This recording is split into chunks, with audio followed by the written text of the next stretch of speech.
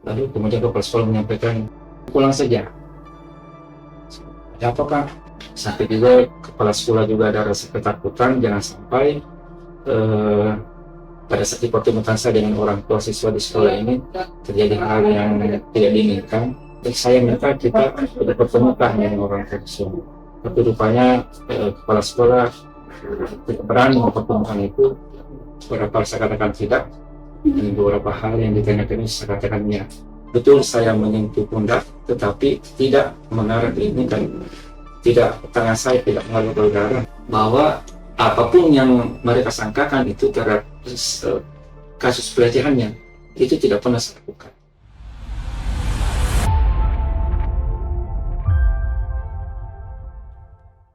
Assalamualaikum warahmatullahi wabarakatuh. Tribuners, jumpa lagi bersama saya Desi Triada dalam program Saksi Kata yang merupakan program rekonstruksi peristiwa dari narasumber utama.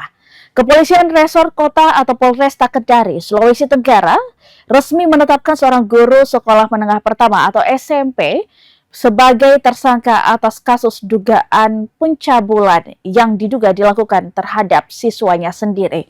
Pelaku berinisial MU 55 tahun diduga mencabuli 4 siswi dan aksinya ini terakhir terjadi pada Oktober 2025.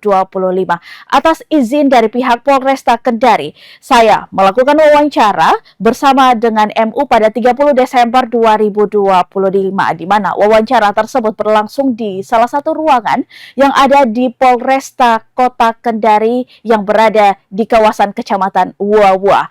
Berikut wawancara saksi kata bersama dengan narasumber utama tersangka kasus dugaan pencabulan MU 55 tahun yang merupakan seorang guru SMP di Kota Kendari. Guru SMP di Kota Kendari berinisial MU diduga mencabuli 4 siswi dan aksinya terakhir terjadi pada Oktober 2025. Penetapan tersangka disampaikan Kepala Satuan Reserse Kriminal atau Kasat Reskrim Polresta Kendari AKP Weliwanto Malau. Keempat korban diantaranya berinisial LP 15 tahun, HA 14 tahun, SL 15 tahun, dan BT 14 tahun. Sementara pelaku MU ditahan 20 hari di markas Polresta Kendari di Jalan DI Panjaitan, Kelurahan Bogeya, Kecamatan Wuawua. Markas kepolisian tersebut berjarak 5,9 km atau 12 menit dari kawasan pusat kota di Tugu Religi XMTQ Kendari, Kelurahan Korumba, Kecamatan Mandonga. Terlapor berinisial MU berprofesi sebagai guru ilmu pengetahuan alam atau IPA di salah satu SMP di Kota Kendari. Sekolah ini berada di kawasan Kecamatan Puatu dan berjarak 6,4 km dari markas Polresta Kendari. MU sebelumnya dilapor atas 3 siswanya atas dugaan pencabulan. Korban juga telah diperiksa oleh Unit Perlindungan Perempuan dan Anak atau PPA pada Kamis 4 Desember 2025. Berdasarkan pemeriksaan lebih lanjut, kini jumlah korban dugaan pencabulan guru IPA tersebut sebanyak 4 siswi. Tribuners, Anda menyaksikan Saksi Kata bersama saya Desi Triana. Baru-baru saja Polresta Kendari mengungkap sebuah kasus dugaan pencabulan yang diduga dilakukan oleh seorang guru berinisial MU 55 tahun di Kota Kendari. Dan kami mendapatkan kesempatan untuk mewawancarai langsung MU yang saat ini sudah di samping saya. Langsung saja saya sapa. Apa kabar Bapak? Alhamdulillah. Ya, Pak. Mungkin langsung saja. Anda adalah seorang guru kemudian ditimpa oleh sebuah kasus dugaan pencabulan. Sebelumnya saya ingin tahu bagaimana perasaan Bapak? Itu sebenarnya saya shock ketika pertama kali mengetahui bahwa saya dilaporkan pada kasus dugaan pelecehan ini ke kepolisian. Kalau saya boleh bercerita, waktu itu hari Jumat tanggal 14 November, saya ke sekolah pagi, kemudian di pertigaan sekolah, mau menuju ke sekolah pertigaan, saya ditegak oleh kepala sekolah, lalu kemudian kepala sekolah menyampaikan, pulang saja. Ada apa Pak? Ini anak-anak lagi berkumpul, katanya yang orang tua siswa, katanya Pak Didi memegang anaknya. Saya sampaikan kepada kepala sekolah pada saat itu, kalau begitu Pak, kita langsung ke sekolah, kita bicara langsung dengan para orang tua siswa, Sebenarnya kejadian sebenarnya, tapi pada waktu itu menurut kepala sekolah, para orang tua siswa tidak mau diajak untuk ke sekolah. Sampai juga kepala sekolah juga ada rasa ketakutan jangan sampai eh, pada saat dipertemukan saya dengan orang tua siswa di sekolah ini terjadi hal yang tidak diinginkan, lalu tidak ada yang bisa mengamankan, karena pada saat itu di sekolah itu guru-guru belum pendekatan. Itu kalau kemudian saya pulang ke rumah. Nanti kemudian saya tahu bahwa para orang tua saya juga kemudian lanjut ke dinas pendidikan Kota Kendari, melaporkan kejadian ini ke pihak dinas Kota Kendari. Dari beberapa kali sebenarnya dari awal kejadian saya berupaya untuk melalui kepala sekolah saya menyampaikan bahwa saya minta kita dipertemukan dengan orang tua siswa. Tapi rupanya kepala sekolah tidak berani mempertemukan itu dengan alasan yang sama. Lalu kemudian ada mediasi pada tanggal 6 Desember hari Sabtu, tidak salah, dimediasi oleh pihak dinas. Data waktu itu Pak Sekretaris Dinas, Porwas, koordinator pengawas, dan Kabin PTK Asita waktu itu bersama dengan kepala sekolah dan saya. Kita langsung ke rumah orang tua siswa menyampaikan perihal keinginan kita bertemu dengan orang tua siswa. Hanya saya tidak sempat bagaimana bicaranya karena mereka berkomunikasi dalam bahasa daerah Kolaki. Ujungnya itu di akhir pembicaraan saya dengan bersungguh-sungguh menyampaikan permohonan maaf kepada orang tua siswa kalau memang sekiranya ada hal-hal yang perbuatan ataupun ada kelakuan saya kemudian menyinggung perasaan para orang tua siswa. Tapi bagaimana bisa 4 korban mengadukan kasus ini ke pihak kepolisian dan sampai akhirnya Anda ditetapkan juga sebagai tersangka? Tapi menjalani proses sekarang di polisi. Jadi ketika saya sudah jadikan sudah pelapor sudah melaporkan saya ke pihak Polresta, saya mendapat panggilan pertama. Waktu itu di dalam pertanyaan yang dilakukan oleh penyidik, saya beberapa hal itu yang saya beberapa saya katakan tidak, dan beberapa hal yang ditanyakan saya katakan ya. Di antaranya itu adalah hal-hal yang disangkakan, misalnya tangan saya waktu itu mengarah ke kemaluan anak. Itu yang kemudian saya katakan tidak, karena memang saya merasa tidak pernah melakukan hal itu. Lalu kemudian anak yang merasa saya pukul pantatnya ketika guru bahasa Inggris masih sebentar mengajar. Dan itu juga saya katakan saya tidak lakukan itu. Sampai saya buat pernyataan tidak melakukan pemukulan pantat pada anak ketika ada guru sedang mengajar depan kelas. Lalu kemudian yang pelapor ketiga itu dia katakan bahwa saya pegang pundaknya, lalu kemudian tangan saya itu mau mengarah ke militer yang bersangkutan.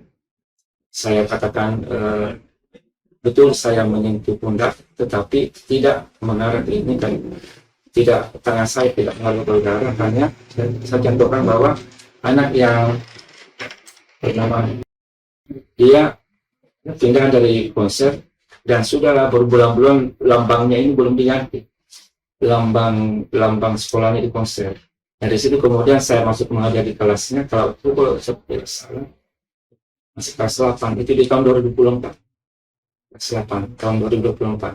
Saya memang saya sentuh lambangnya, saya sambil tarik, ini ganti nggak lambangnya. Begitu. Tapi tangan saya tidak menyentuh ke bagian-bagian yang sensitif seperti yang disampaikan oleh para pelaku. Artinya Anda menyangkal seluruh tuduhan ini. Saya menyangkali dugaan pelecehan, tetapi di dalam hal bersentuhan dengan anak, saya mengakui bahwa dalam posisi saya sebagai pendidik, sebagai seorang guru, lalu kemudian juga bisa sebagai orang tua bagi mereka, yang juga bisa bersikap pada teman, memungkinkan saya untuk menyentuh pada bagian-bagian anak yang tidak sensitif. Pak, bahwa itu juga yang Iya. perlu juga pastinya harus ada konfirmasi Iya. juga terkait juga. Saat ini kan sudah didampingi kuasa hukum kah atau seperti apa? Iya, jadi sejak saya hari Sabtu tanggal 27 itu, Sudah ditahan ya berarti? iya, awal saya mau ditahan, itu saya sudah didampingi oleh kuasa hukum, dan sampai saat ini masih. Dan terkait hubungan Anda dengan para korban, tadi sempat menyebutkan nama dan bahkan mengetahui bahwa ada yang dari pindahan dan lain sebagainya. Artinya Anda mengenal secara langsung bagaimana para pelapor ini yang melaporkan Anda. Setidaknya ada 4 orang yang melaporkan Anda. Apakah Anda mengenalnya semua? Sebagai murid saya kenali mereka. Jadi saya tidak tahu keempat karena setahu saya ada 3, tapi kemudian ada 4 disebutkan. Yang saya tahu itu hanya boleh menyebutkan. Boleh, tapi nanti kami akan tetap blur untuk mengedepankan kerjasama tentu. Beberapa siswa itu yang 3, saya tidak tahu yang keempat ini siapa, yang ketiga ini itu yang anak kelas 9.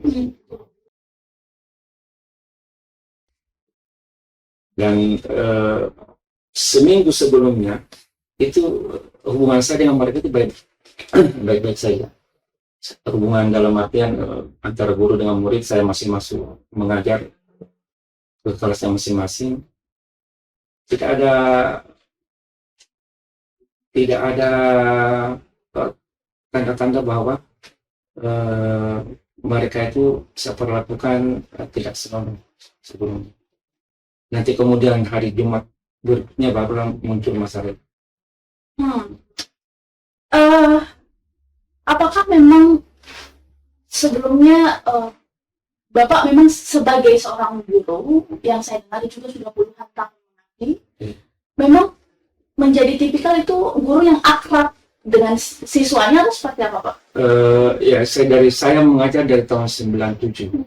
Berawal dari pangkatan pertama saya di UUM ini, SMP 1 Langara waktu itu, sekarang jadi SMP 1 UUM ini, sampai 5 tahun di sana. Kemudian dilanjutkan ke SMP 3 Kendari 2001 sampai 2013, dan 2013 sampai sekarang SMP 19. Saya sudah menamatkan lebih dari 1.000 orang anak, 1.000-an anak saya. Dan interaksi saya dengan anak mereka itu memang saya dikenal oleh mereka, oleh teman-teman guru, familiar dengan anak-anak. Dalam hal ini tentunya saya banyak berinteraksi dengan mereka. Artinya tipikal guru yang dekat dengan muridnya. Iya, saya memang dekat dengan murid dekat dalam artian guru dengan siswa. Termasuk dengan para pelapor ini kenal secara dekat juga kah atau seperti apa? Mereka saja dari kelas 8. Jadi interaksi saya juga mereka itu terbatas, hanya sebatas mengajar di dalam kelas, tapi tidak terjalin, tidak ada hubungan lebih dari seperti misalnya berkumpul-kumpul. Sebagai seorang guru, pengajar, pendidik, juga pencetak generasi juga, isu ini sangat sensitif saya rasa, apalagi menghubungkan antara guru dan juga muridnya. Dan ini bukan kasus biasa, sebuah kasus dugaan pencabulan. Ada pasti kemarahan dari orang tua, kekecewaan dari yang sudah mempercayai Bapak mungkin sebagai seorang guru. Bapak sendiri diperhadapkan dengan kasus ini, kemarahan seperti apa yang Bapak dapatkan mungkin dari orang tua? Apalagi ini sudah melalui proses mediasi yang cukup panjang ternyata. Iya, jadi tidak ada, waktu pertama kali saya bertemu langsung dengan orang tua, tidak ada sifat, tidak ada sikap dari orang tua yang menunjukkan sikap emosional ke saya. Mereka mendapat kita baik sambil bercerita, dan sebagai manusia biasa menyampaikan mereka memaafkan itu hanya ingin proses hukum berlanjut dan tentunya harus diselesaikan dengan proses hukum. Nah itulah kemudian terus kita tindak lanjuti dengan mediasi-mediasi untuk kemudian kita mengupayakan bahwa masalah ini bisa terselesaikan secara kekeluargaan. Ada konsekuensi hukum yang saat ini Bapak jalani, dalam arti bahwa ini belum masuk di proses persidangan, tapi nantinya akan terus berlanjut. Iya. Pak, apakah mungkin Anda siap menghadapi deretan proses hukum yang terjadi? Jadi sampai saat ini itu masih ada upaya mediasi yang akan dilakukan, baik itu oleh orang-orang tertentu yang punya hubungan kekerabatan dengan korban memediasi, kemudian juga para kuasa hukum saya memediasi itu. Dan tadi sempat kami konsultasi dengan kuasa hukum, itu masih diupayakan untuk bisa masalah ini diselesaikan secara kekeluargaan. Lalu kemudian saya sampaikan itu juga bahwa kalau ternyata ini deadlock, kalau kemudian tidak lagi upaya-upaya, maka saya tentunya sebagai warga negara taat hukum, saya harus mematuhi proses hukum yang pada apapun resikonya saya harus tanggung sebagai beban yang harus saya pikul dari persangkaan yang diberikan kepada saya. Apa yang ingin Anda sampaikan kepada publik? Karena pemberitaan ini juga cukup lama. Ya, jadi yang perlu saya sampaikan kepada publik bahwa selama ini sepertinya ada apa ya? Ada ketidakseimbangan bahwa di publik itu kemudian hanya mereka menjustis bahwa saya bersalah dan seolah sudah melakukan itu. Dan saya sampaikan kepada publik bahwa ini masih berproses dan tentunya masih butuh pembuktian. Walaupun saya rasa ini agak berat karena pasal yang dikenakan pasal tentang perlindungan anak. Dan tentunya ini apapun yang disampaikan oleh anak itu adalah suatu hal yang dalam tanda kutip sudah tidak benar, walaupun sebenarnya masih dalam saya sebagai pribadi bahwa apapun yang mereka sangkakan itu terhadap kasus pelecehannya itu tidak pernah saya lakukan. Jadi saya minta kepada publik, pada masyarakat juga bijak di dalam menyikapi soal-soal itu, soal-soal menyangkut kasus saya ini. Tidak kemudian langsung menjustifikasi saya sebagai orang yang bersalah, karena ini masih dalam proses hukum yang berjalan. Terima kasih banyak Pak M atas kesempatannya sudah diwawancarai. Download Tribun X sekarang, menghadirkan lokal menjadi Indonesia.